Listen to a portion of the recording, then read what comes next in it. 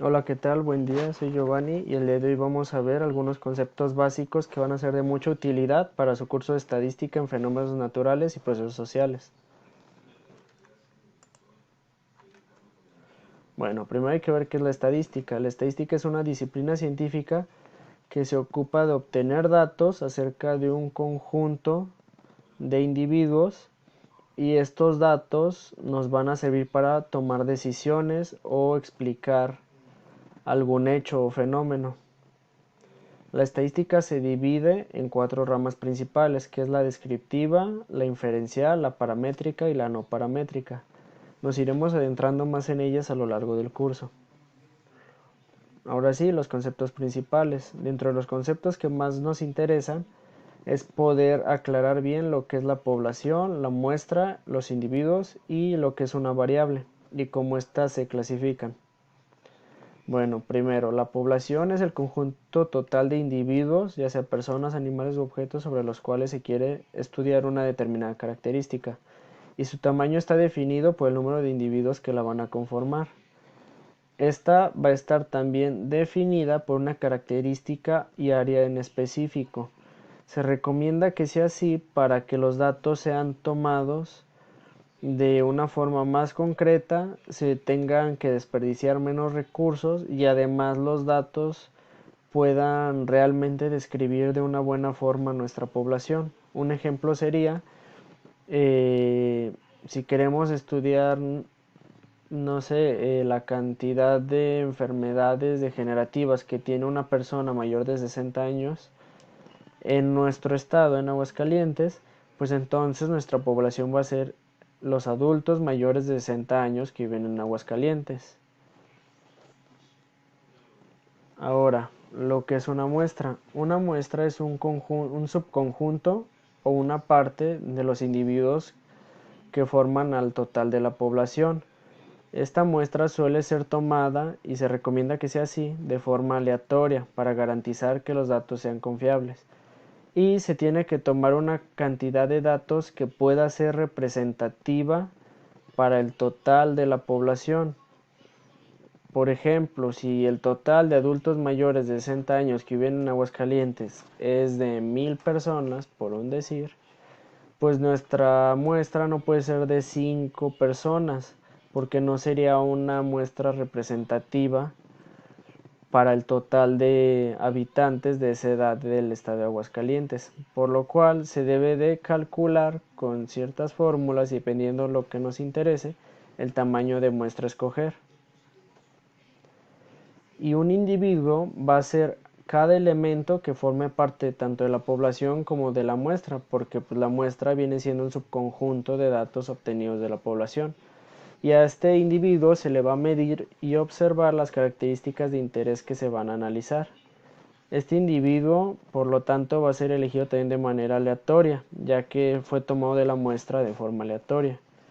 Un ejemplo sería, si yo tomé una muestra de 100 personas mayores de 60 años del estado de Aguascalientes, y una de esas personas se llama Juan, pues Juan es uno de los individuos de mi población y de mi muestra.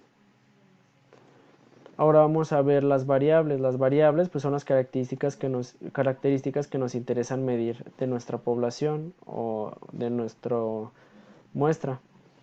Las variables se miden en cualitativas y cuantitativas. Las cualitativas se suelen expresar en palabras normalmente, por ejemplo suele ser el sexo, ya sea masculino o femenino, el color de ojos, pues, marrón, azul, café oscuro, no sé, si estoy midiendo el tipo de mascotas que tiene una persona, pues son todos los tipos de mascotas que hay, gato, perro, conejo, pez.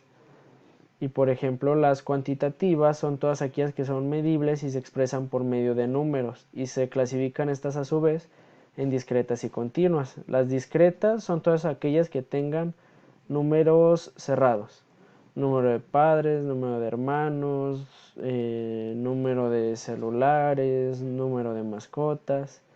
Y las continuas son todas aquellas que pueden ser expresadas con valores decimales, como altura, peso, volumen, etc. Sin embargo, las variables continuas pueden ser transformadas a discretas cuando éstas se redondean a valores cerrados o se ponen en intervalos. Y a estas variables vamos a tomarles ciertas mediciones y el resumen de estas mediciones van a ser nuestros parámetros o estimadores. El parámetro es el resumen de los datos que se derivan de la población, es decir, del total de los datos. Son todos aquellos datos y mediciones que obtenemos al medir a toda la población. Y el estimador, por otro lado, son aquellos datos o resumen de datos que se toman acerca de una muestra. Estos suelen ser más comunes ya que a veces es muy complicado tomar datos de toda la población, ya que suele ocupar de muchos recursos como tiempo, dinero, entre otras cosas. Los parámetros y los estimadores de igual forma se clasifican en medidas de tendencia central y de dispersión. Dentro de las medidas de tendencia central está lo que es la media, mediana y moda. La media también se le conoce como promedio, es el de los más comunes, o media aritmética.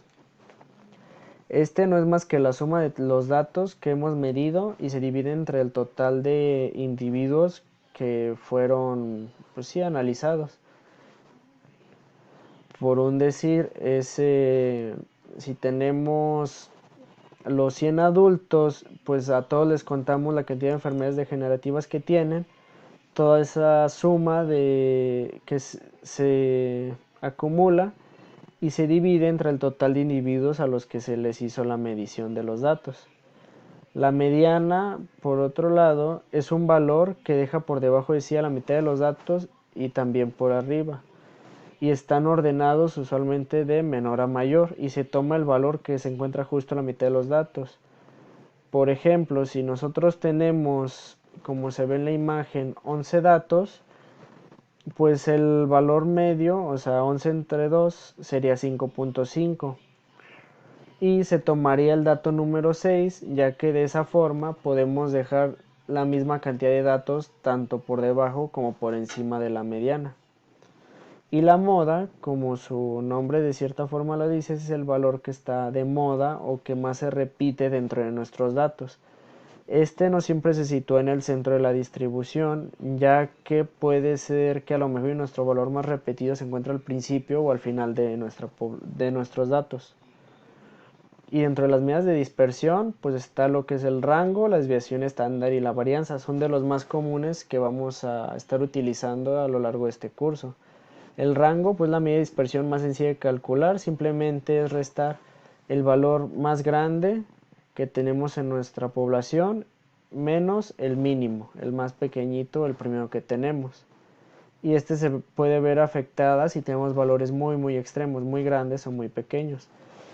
La desviación estándar es la medida de dispersión más común y que más se utiliza para describir una población. Esta es la dispersión que hay de los datos alrededor de la media. Si es tomada de una población, se utiliza el símbolo de sigma, y si es de una muestra, se utiliza el símbolo de la S. Y la desviación estándar viene siendo la raíz cuadrada del cálculo de la varianza, que es la suma de los datos, de la diferencia de los datos con respecto a la media al cuadrado entre el total de datos. La varianza, por su parte, se utiliza para representar la variabilidad de los datos con respecto a la media aritmética, y así se calcula como la suma de los residuos elevado al cuadrado y dividido entre el total de observaciones, como ya lo mencionaba. Así que en resumen, en este video hemos visto varios conceptos, espero y la mayoría hayan quedado claros. De todos modos, son conceptos que se van a estar viendo otra vez a lo largo del curso en cada una de las lecciones. Pero en resumen, pues ya vimos lo que es la población, que es el conjunto de todos los datos. De la población se extrae una muestra, generalmente se obtiene de forma aleatoria, es decir, al azar, y de esta muestra se miden cada uno de los individuos o elementos que la conforman con el fin de observar una o más características que nos interesen de este individuo y de nuestra población. Estas características son llamadas también variables y van a ser clasificadas en cualitativas y cuantitativas. Si son cuantitativas pueden ser discretas, que son valores cerrados o continuos, que son valores pues con punto decimal, se puede decir, para poderlos diferenciar de forma un poco más simple en este video. Y pues bueno, por mi parte es todo, espero haya quedado claro. Cualquier duda la pueden dejar en los comentarios o en lo que viene siendo el foro de dudas